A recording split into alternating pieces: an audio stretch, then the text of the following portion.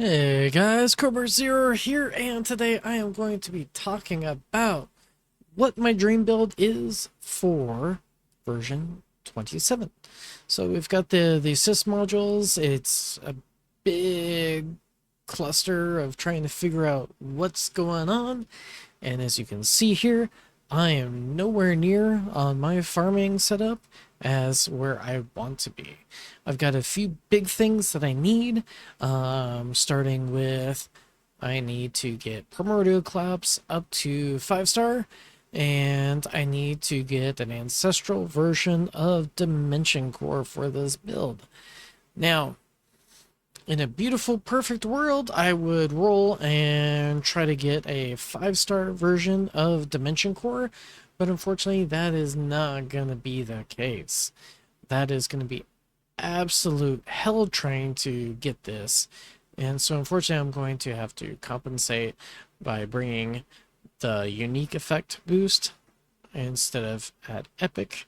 And I'm going to have to bring it all the way to ancestral eventually. But I'm not going to be doing that until I have an ancestral version of Dimension Core. So anyway, getting into the build, it started off. So I'm going to let the game just kind of run on the left side while I'm talking about all the substats and all that jazz that I want on the right. So we're going to start with the farming setup. So with farming, let's start with Black Hole Digester and Singularity Harness. I have both of these mods already, so I can do this already. I think I already have them where I need them. But anyway, coins per kill, that's pretty straightforward with using Black Hole Digester. Free ups are going to add a lot to the coin generation as well. I'm going to be farming as a glass cannon build, so I'm going to need effective hit point level skips, and then package, increased package chance is going to be super helpful in getting more module drops. Now, I put asterisk next to cash. So the reason why I'm interested in cash is a developer did leave a note in the version 27. It was like on the horizon, and in there he stated that he was looking at a way to make cash more viable for endgame players. I'm not sure how that's gonna manifest, but I think rolling cash on both of these modules early on is going to be a good idea. And for the 241, if I ever get there, I put it as a question mark. The next big one that I'm going to look at is going to be the core mods. So the core mods are going to be different between a tournament setup and farming setup. One of the neat new things is with assist mods, you can get 100% uptime on Golden Tower, which is freaking awesome.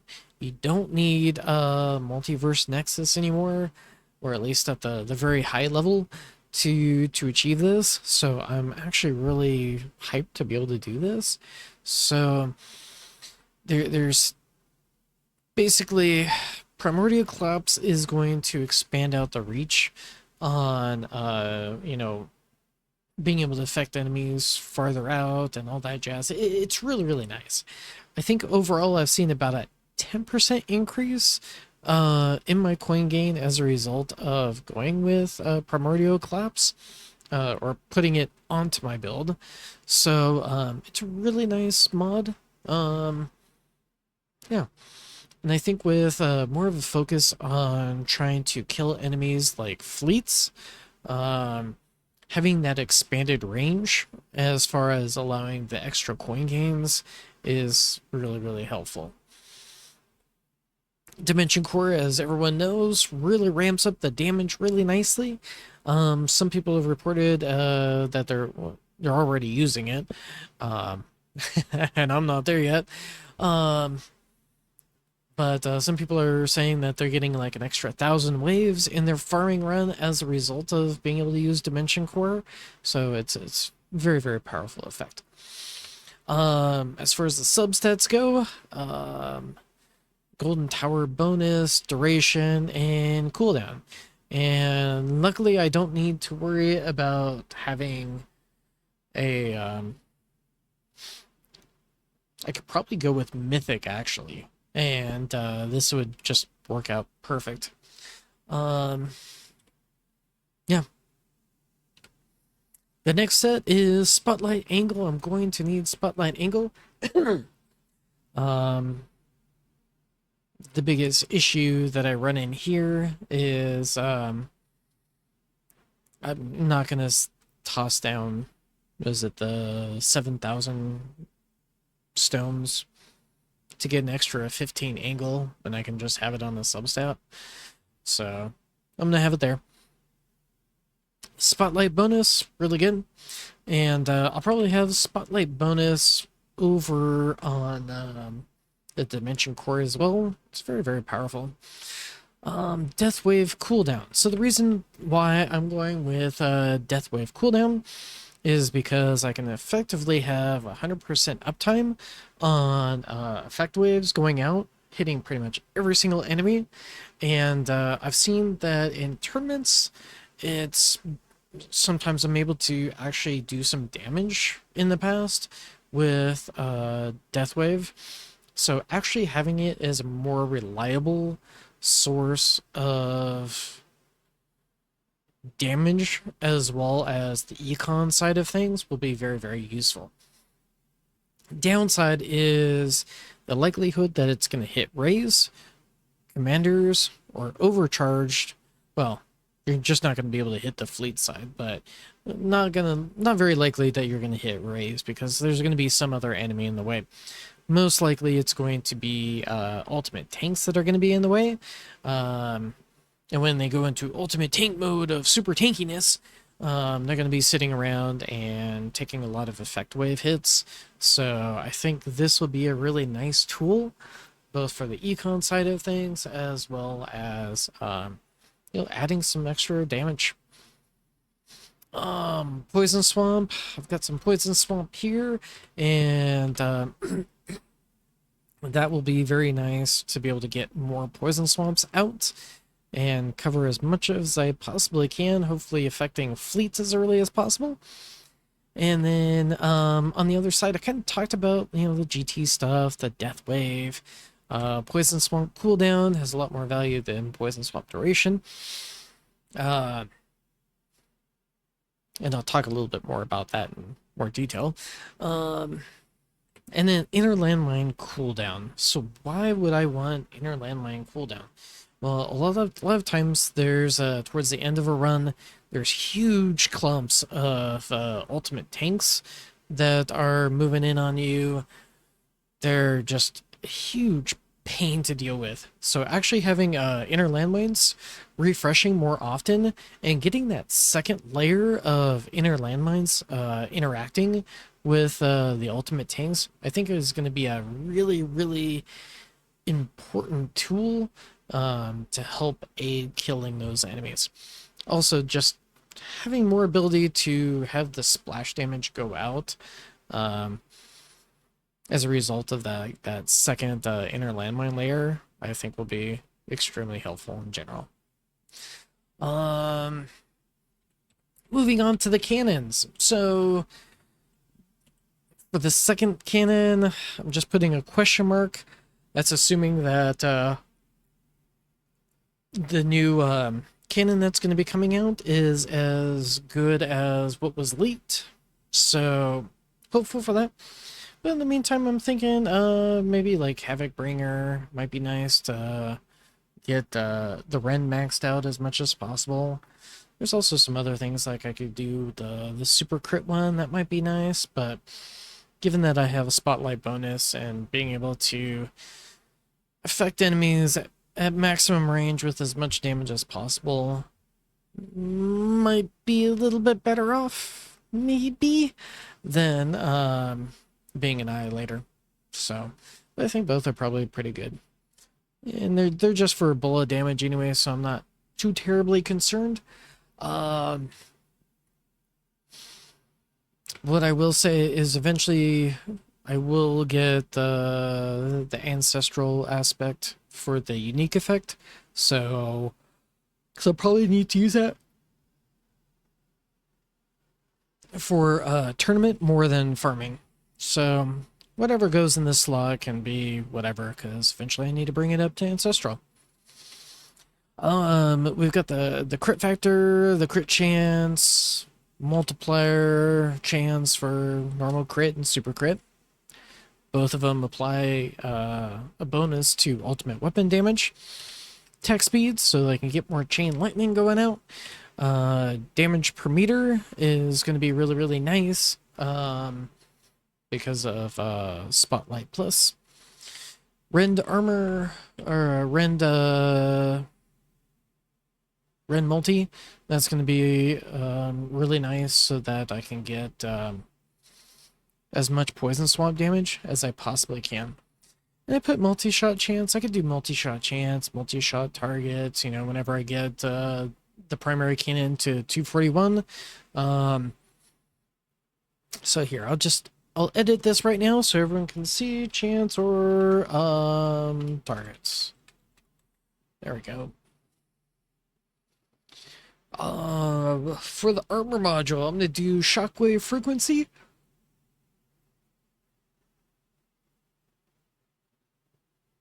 For the secondary module, I'm not too worried if it's like mythic or ancestral, so that might be something that I could roll a lower rarity on, but I think overall it's still probably a good idea for me to roll ancestral version of it. I don't know. We'll see. Wall rebuild. Wall rebuild does max at 150 versus right now on my tower.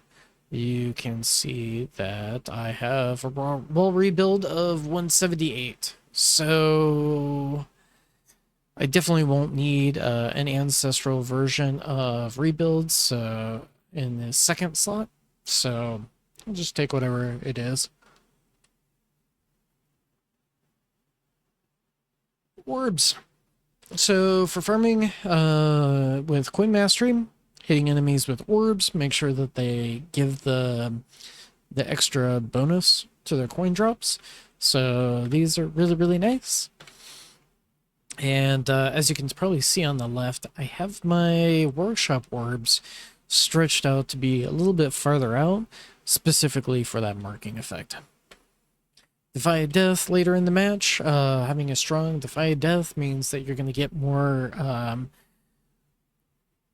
basically, Viking Funeral procs, which means for a short period of time, you go into, I'm going to do uber damage and destroy everything, which is absolutely beautiful. And it'll stretch out and give a little bit more reliability to my farming runs.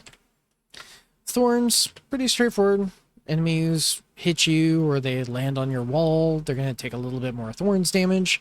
So the more the merrier. Hopefully this also kills sabs that are rolling around on your wall as soon as possible because they like to linger around there for a while. Kind of annoying.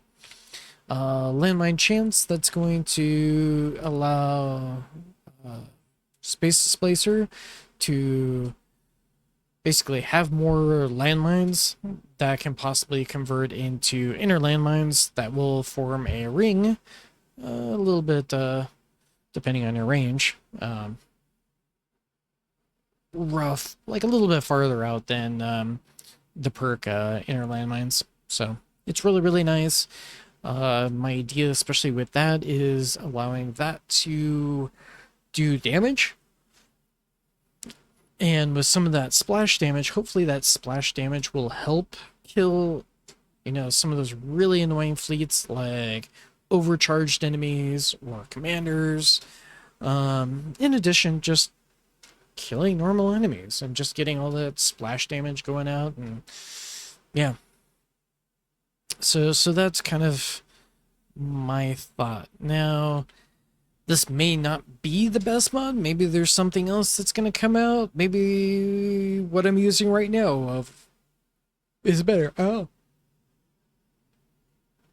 But I think with Primordial Collapse, we're able to farm enemies out a little bit further than we could in the past, and I think this is a good thing. Let's see.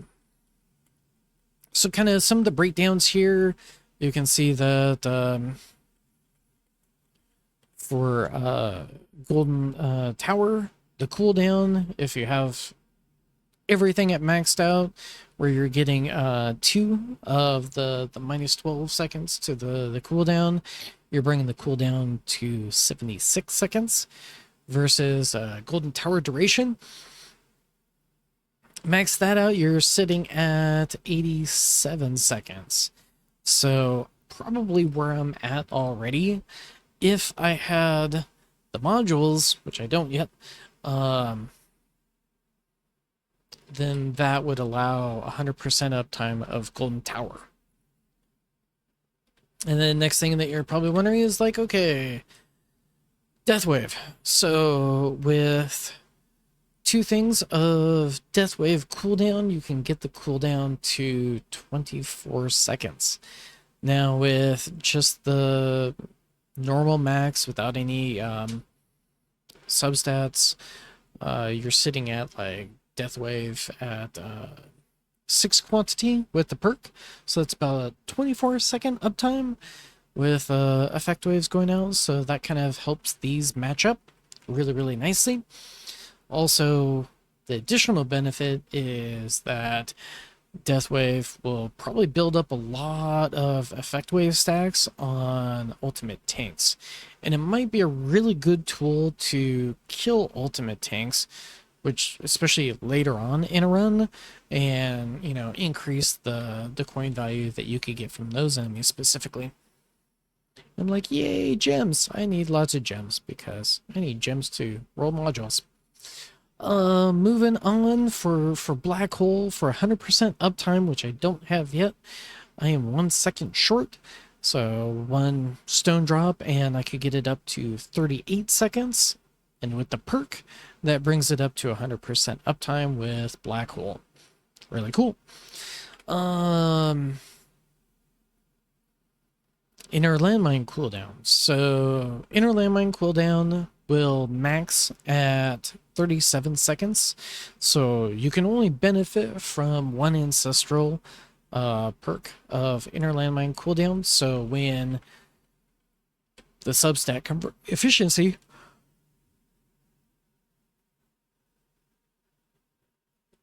is maxed out, you're going to be hitting that cap.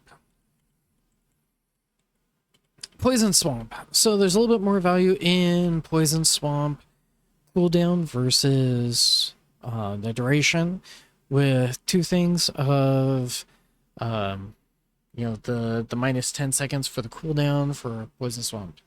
Cooldown, you're looking at like 40% improvement versus like an extra 10 seconds on like a 10% for each, so 20 total. So it's like double the value on cooldown versus duration.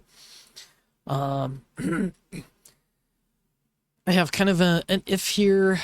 Chances are I'm going to be going with just 1 thing of Poison Swamp duration, because I think I'll get a little bit more out of Spotlight bonus. So that would end me at 3 permanent Poison Swamps are up, and a 4th one that's up 2/3 of the time. I think that's pretty good. So I think that's going to be kind of the goal that I'm going with as far as that goes. And I think the damage bonus from Spotlight bonus will be more than enough to compensate for that and patch any holes, I guess, that maybe Poison Swamp would have. Anyway, going into tournaments. So, yeah. So we'll start off with the cannon side of things. DP, Death penalty is the tried and true, like it's always been really useful as a generic tournament mod, and so I'll probably have that as my primary. For the secondary, it will probably be whatever the new one is, but I just put 80 in there for now. Who knows? Um, and this is for sure where I'll be getting the ancestral substat if the new mod is as good as they say it is, or what was leaked. Um, so crit chance, crit factor, super crit stuff, all of that increases your ultimate weapon damage, damage per meter because I have Spotlight Plus, attack speed to get more chain lightning procs, and rend for the poison swamp. Now over here I did put multi-shot targets and chance. That's if I can get that 241, in which case I'll be rolling that, which would be really nice.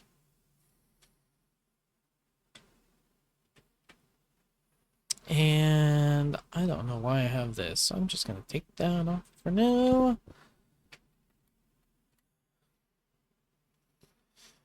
Alright. Actually, I should probably do this for both. So, yeah, it's being silly. Shockwave frequency with the second one, that's gonna max out. So, as you can see right now, with just one, that will drop it down to 9 seconds, and it maxes out at 7 seconds. So, with a little bit of investment into the substat efficiency, you're gonna max that out fairly easily, or at least on the easier side of things. So that'll be a good one to have. Wall rebuild is just kind of nice just to get that up and running, or that back as soon as possible. I'm actually gonna just do rebuild here as a possible, like a secondary option, which might be nice. Actually probably is the better, just to get a few more seconds of the rebuild. Orb speed, orbs, again, just trying to kill enemies as fast as possible. These are really nice, as well as doing extra damage to boss with the boss enemy hit lab being done a long time ago. Landmine chance, so the more landmines I spawn, the more it can get converted into inner landmines for the space displacer set of inner landmines. Defy death to increase the chance of Viking funeral, just as same as before. More thorns. Yeah, I think I'll go with rebuild on this one. I think having the rebuild as quickly as possible, I think, is probably the better call. I kind of mentioned the cache before. In tournaments, I'm thinking that everything is going to be basically geared towards glass cannon still. So yeah. Package chance, so I can sort of farm, I guess, get more packages, get more module drops. I think that'll be useful. Utility free up, so I can get the effective health level skips up as soon as possible. I could do any other free up. I could do, attack level skips. I could do coins per kill, even though it's not going to be a lot. I could do that. Those are just kind of, there are a lot of flexible slots there. Not too concerned about it. It should be fairly easy to roll whatever's in these slots up to what I need. And if cash is more important in the future, maybe stuff like coins per wave, or I mean cash per wave, or interest. Maybe those will be a good replacement for the free up EALS or coins. Let's see. This last one, we kind of already know what we already have. the new module, I'm going to be rolling, which I don't think I mentioned it before. So why I'm actually going for Primordial Collapse up here is because it's going to be way easier to roll possibly two Primordial Collapses versus getting a Dimension Core up to Ancestral. And right now I already have Dimension Core rolled out, Ancestral, 5-star, all that jazz. Unfortunately, because I do have it at 5-star, getting additional copies is insanely difficult for me. So getting an extra copy of Primordial Collapse just to buffer against a possible future where there's like hybrid is good again. That's why I'm using Primordial Collapse as primary, and I'm gonna have to, as a result, get Ancestral unique effect for the core slot. So obviously Dimension Core, that's gonna be the tournament damage, and then the variable I'm thinking of using like Harmony Conductor or Ohm Chip, depending on the battle conditions, and gearing everything in those scenarios for tournaments. So on the Dimension Core, Spotlight Angle, bonus, Chrono Field, Speed Reduction. Now, you only need one of these. Same with, Spotlight Angle. I don't need any more of them. Just one of these, Ancestral on both, is enough for me to hit the caps that I need to have. Anything more is just too much.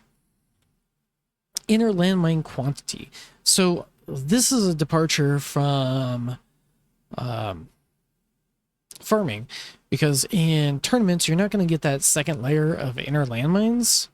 So having that second layer spawn more frequently, which, because it doesn't exist in tournaments, I think the better play is going to be with inner landmine quantity. And this is mostly to help combat against sabs. So hopefully, if his saboteur gets close enough to start triggering your closest range of inner landmines, this will help protect me, because I'm building this for me. I don't know what other people are going to do. Hopefully protect me against those enemy types, as well as bosses when they come in. And I don't need it as frequent, because bosses and fleets are not like spawning every single wave, so having the normal cooldown should be good enough, is my thought. Chain lightning quantity. So chain lightning quantity, because I want to maximize that instead of chain lightning chance. So if armored enemies come in, the higher chance means that more smite procs are going to get absorbed by armor. I don't want that. So I want the quantity to allow more reach. And with that more reach, I'm hoping that it'll hit enemies farther out, like fleets, which are going to be a big problem. So I'm hoping that this chain lightning quantity will guarantee that I max out on hitting fleets as soon as possible, and hopefully, so that they can die as soon as possible. Death wave cooldown. So I kind of talked about a little bit with the farming setup. Effect waves are going to go out all the time. This is specifically more geared towards trying to kill ultimate tanks. And this one might be variable. So like having Ohm Chip for a tournament, I would definitely want this, because it'll probably be good to have it where bosses have that damage amp as they swing through all the ultimate tanks. And so, this would definitely be geared more towards those enemies. Other than ultimate tanks, it might be good to help, kill saboteurs, which are possibly a huge pain. If they're rolling around on your wall and you just want to kill them as soon as possible, it's there for that.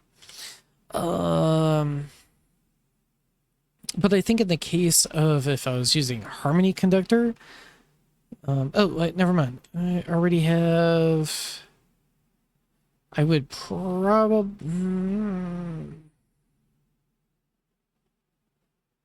Bugger. I'm running into a problem of like. I'm always trying to refine this build, so we'll see. Anyway, Smart Missile cooldown. I think the 2 Smart Missile cooldowns might actually put Smart Missiles into a spot where it's just constantly spewing out Smart Missiles. And so that might give a little bit more value to them, and especially with the AoE card. Hopefully that will allow them enough reach, assuming that there's enemies in the way, to try to splash on fleets as soon as possible. So I think that's where I'm going to go with Smart Missiles.